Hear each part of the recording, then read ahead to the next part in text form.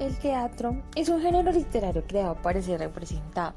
Es el arte de componer obras dramáticas. Las artes escénicas tratan todo lo relativo a la escritura, la producción, la interpretación, los vestuarios utilizados por los actores y sobre todo los escenarios.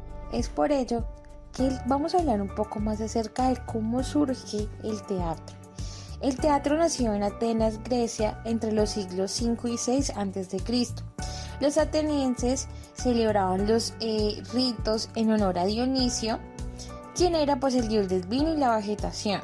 Estas primitivas ceremonias rituales acaban evolucionando hacia el teatro, constituyendo uno de los principales logros culturales de los griegos. Cada ciudad o cada colonia contaba con un teatro. Surge el primer periodo en donde nos habla del teatro griego y el teatro romano.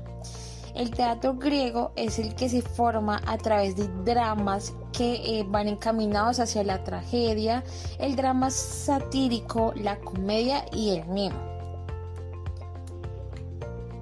Y el teatro romano es aquel que no se desarrolla sino hasta el siglo III a.C. Principalmente se asociaba a los festivales religiosos, pero la naturaleza espiritual se iba perdiendo pronto. Al incrementarse el número de festivales, el teatro se convirtió en uno de los instrumentos más entretenidos. Luego surge el teatro medieval, el cual pues va más encaminado al culto religioso, a las misas. Este teatro tenía como fin representaciones un poco más largas y espectaculares, dando un lugar a un tipo de teatro que fuera un poco más religioso por excelencia. Luego también surge el teatro medieval profano. Este surge en el siglo XIV, el cual busca un poco más de drama litúrgico, el cual se representa fuera de las iglesias y va evolucionando a medida de los siglos, permitiendo así hasta tener 40 dramas. Con los intérpretes eran aficionados y analfabetas, las obras se escribían en forma de copla para una fácil memorización. Teatro neoclásico. El teatro del Renacimiento tomó una nueva forma con visos de clasismo. Esta fórmula es conocida como neoclasismo. Las primeras muestras de teatro renacentista en Italia datan del siglo XV. Las primeras obras son en latín, pero acaban reescribiéndose en la lengua vernácula y están basadas en modelos clásicos. Este teatro no fue una evolución de formas religiosas, pues se trataba de un proceso académico. Estas obras pensadas para ser leídas, aunque fueran por varios lectores y en público con fines didácticos. Creación de la ópera. Las elaboradas exhibiciones escénicas y las historias aleatorias de los intermezzi y los continuos intentos de recrear la producción clásica llevaron a la creación de la ópera a finales del siglo XVI.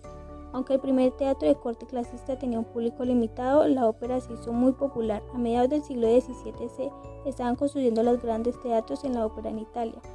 Comedia del arte. Mientras la élite se entretenía con el teatro y el espectáculo del estilo clasista, el público en general se divertía con la comedia del arte, un teatro popular y vibrante basado en la improvisación.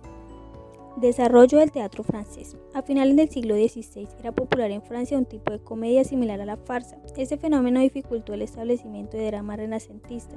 En aquel tiempo no existía en París edificios dedicados al teatro, utilizándose recintos destinados al juego de pelota. La influencia italiana en Francia llevó a popularizar representaciones que fueron denominados ballets. Molière estaba considerado como el gran dramaturgo francés. Muchas de sus obras estaban imbuidas en cierta amargura. Teatro español del siglo de oro. En el siglo XVII fue el siglo de oro del teatro en España. Este acota uno de los periodos más fértiles de la dramaturgia universal. Si bien la propia forma de denominar esta época ha sido conflictiva de unos países a otros. Se crean las primeras salas teatrales llamadas corrales de comedia. Dos autores de la época nos sirven para ilustrar el sentido y la evolución de este debate y el arte teatral, Cervantes y López de Vega, pero también debemos de citar Calderón de la Barca y Tirso de Molina. Teatro del siglo XVIII.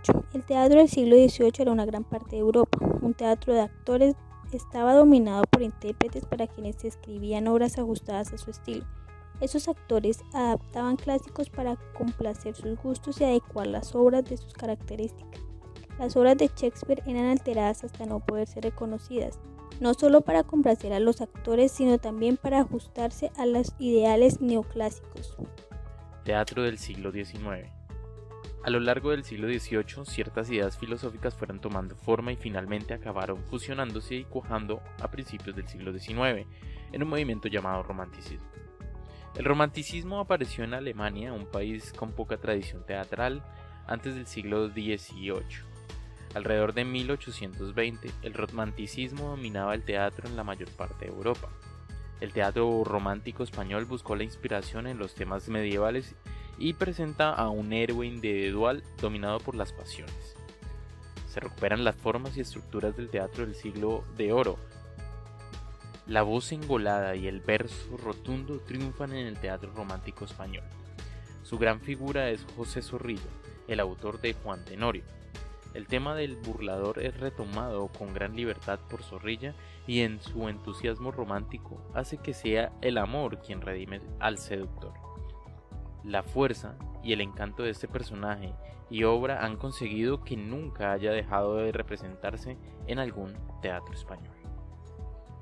Las mismas fuerzas que condujeron al romanticismo también, en la combinación con varias formas populares, condujeron al desarrollo del melodrama, el género dramático más arraigado en el siglo XIX.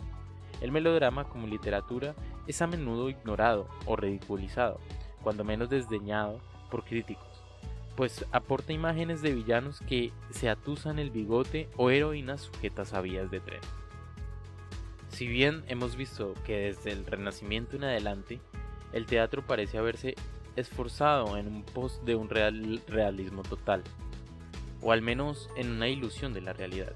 Una vez alcanzado ese objetivo a finales del siglo XIX, una reacción antirrealista en diversos niveles irrumpió en el mundo de la escena. En el siglo XX, el teatro toma un impulso renovador. Las ideas naturalistas, simbólicas, realistas, impresionistas y neorrománticas han sumado su influencia a la del cine. Son muchos los autores de esta época, pero el que en realidad se destaca es Federico García Lorca, por el lenguaje lleno de metáforas y por inusitadas figuras renovadoras. Se nutre de lo más genuino y popular de la tierra española. Sus obras más destacadas son Mariana Pineda, Doña Rosita la Soltera, La Zapatera Prodigiosa, Bodas de Sangre, Yerma y Casa de Bernarda Alba. Teatro expresionista. El movimiento expresionista tuvo un apogeo en las dos primeras décadas del siglo XX, principalmente en Alemania. Exploraba los aspectos más violentos y grotescos de la mente humana, creando un mundo de pesadillas sobre el escenario. Desde un punto de vista escénico, el expresionismo se caracteriza por la distorsión, la exageración y por su uso sugerente de la luz y la sombra. De la Segunda Guerra Mundial nació el teatro de lo absurdo, que carece de lógica, lo que de ningún modo se puede vincular o relacionar con un texto dramático o un contexto escénico. Ya en el teatro contemporáneo, el teatro realista continuó vivo en el ámbito comercial, sobre todo en Estados Unidos. El objetivo parecía ser que el realismo psicológico, y se emplearon para este fin recursos dramáticos y escénicos no realistas. Existen obras basadas en la memoria, secuencias sobre sueños, personajes puramente simbólicos, proyecciones y otros recursos similares. Se incorporan también diálogos poéticos en un fondo sonoro cuidadosamente orquestado para suavizar el realismo crudo. La escenografía es más sugerente que realista.